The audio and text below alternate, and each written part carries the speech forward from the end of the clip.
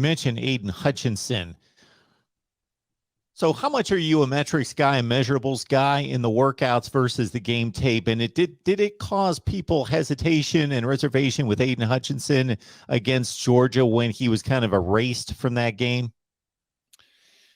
That is the tape that bothers me. And now you asked how into the the combine matters to me.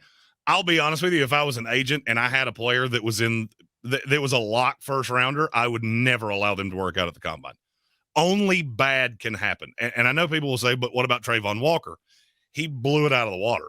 And so people see the metrics on him. Trayvon was a teens pick. He was a guy that I looked at going to the Baltimore Ravens at 14, Philadelphia at 15, and he blew it out of the water.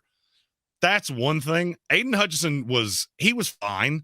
He did most of the drills, and there was what I saw on tape from him was exactly what I saw from him at the combine. And I've said the entire process that I think he's a good, solid stand-up double. I've compared him to Trey Hendrickson of the Cincinnati Bengals, and there's a merit to that. Trey Hendrickson's a well-paid, very good pass rusher that helped his team to the Super Bowl. I just never knew – I never saw a number one overall pick in him. And the Georgia tape was bothersome because he was completely irrelevant for the vast majority of that game. And that makes me nervous on the biggest stage. But then you go back to the Ohio State tape, and he dominated Nicholas Petit-Frere, who is going to go in the back end of the first round, beginning of the second, somewhere in there. And so it's a balance.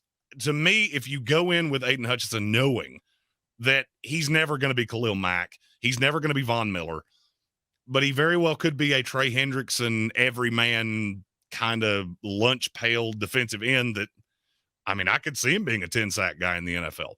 I just don't know that anybody's going to be happy with that when he went at 2. He could end up being one of those players that's looked at as a bit of a disappointment, not necessarily because of his production on the field, but because of where he goes in the draft.